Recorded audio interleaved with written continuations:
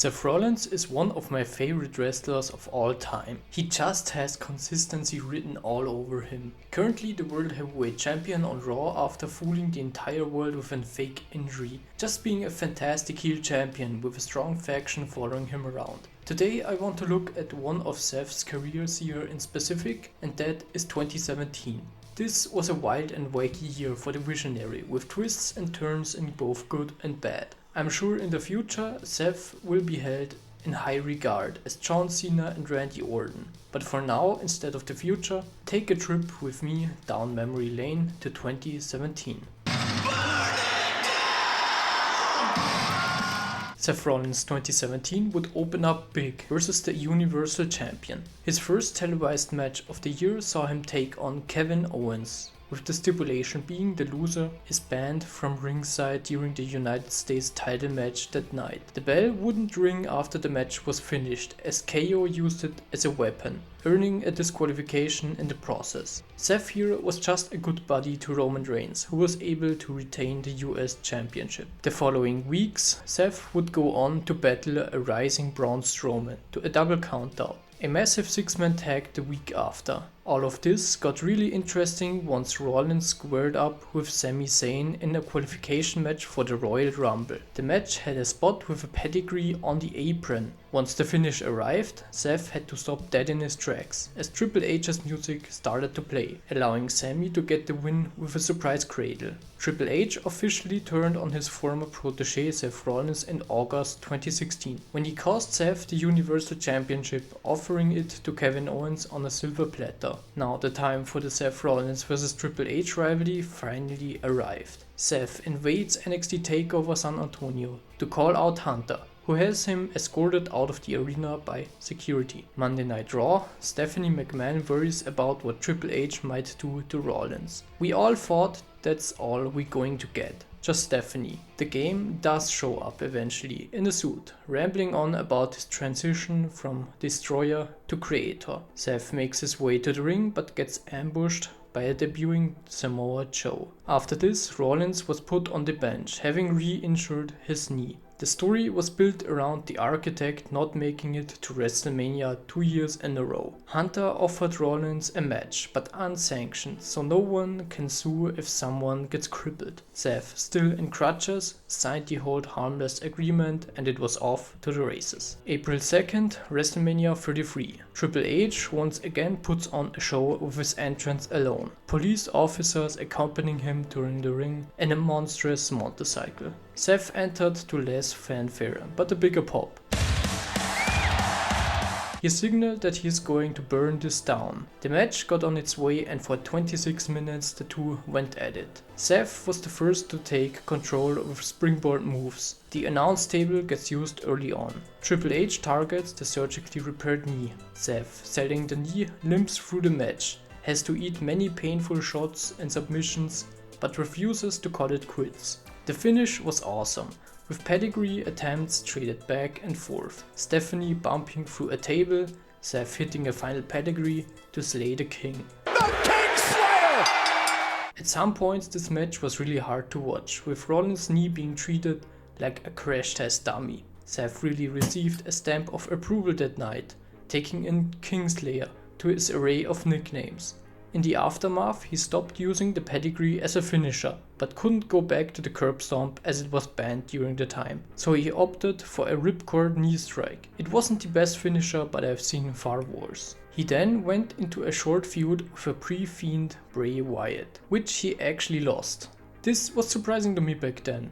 All I knew was Bray Wyatt losing all the time, and all of a sudden he was able to win against someone as popular as Seth Rollins. I bet no one remembers this, as it's heavily overshadowed by what happened with the Fiend and Hell in a Cell. This is also the time when the Burn It Down scream got integrated into the entrance music. So fans look back at this as the Burn It Down era. A fitting name, as he did burn everything down with matches that were straight fire. In July, the next interesting thing happened. Seth was laid out in the ring, and The Miz with his lackeys started to surround it, only for Dean Ambrose to make the save. WWE just teased a Shield comeback, but it wasn't that easy. A heated promo showed that Dean's wounds haven't healed. Seth with an heartfelt apology. Ambrose doesn't buy it. Seth symbolically turns his back for Dean to hit it with a chair. The Miztourage interrupts. Next week, a tag match sees the former Shield brothers pick up the win. They high-five, but once Seth puts forward his fist for a bump, Dean leaves him hanging.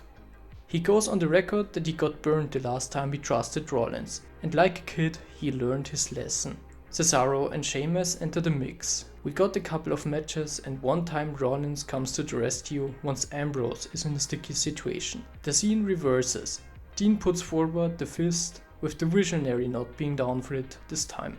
On a segment the next Raw episode, under a chorus of yes chants by the crowd, Ambrose and Rollins don't get on the same page and start brawling.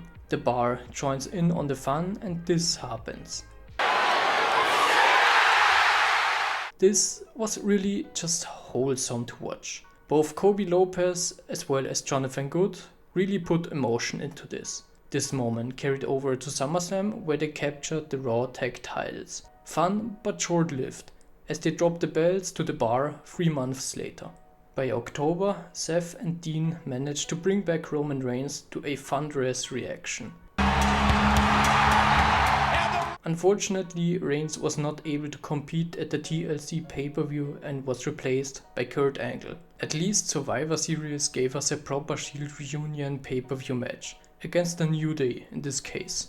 2017 would actually not end like that, with Seth closing out the year as part of the Shield. Instead, something really strange happened. For this, I have to talk about Jason Jordan. Jason Jordan made his way to the main roster as part of American Alpha, the tag team with Chad Gable. The two did put on great matches as a team, successful as tag champs, but once they got separated by the draft, WWE thought it was cooking with what they did next.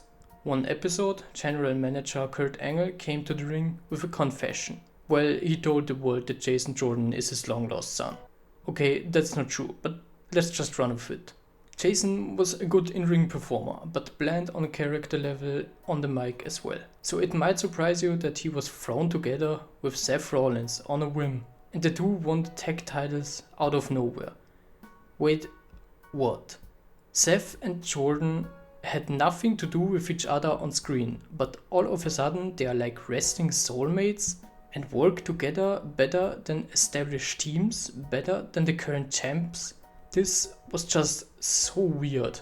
Not like anyone involved in this angle was untalented or undeserving or something, but Seth just came off a run with the freaking Shield, his brothers in arms, and now he's playing with what's essentially the new kid in town. At the end of the day, this was what closed out Seth Rollins 2017.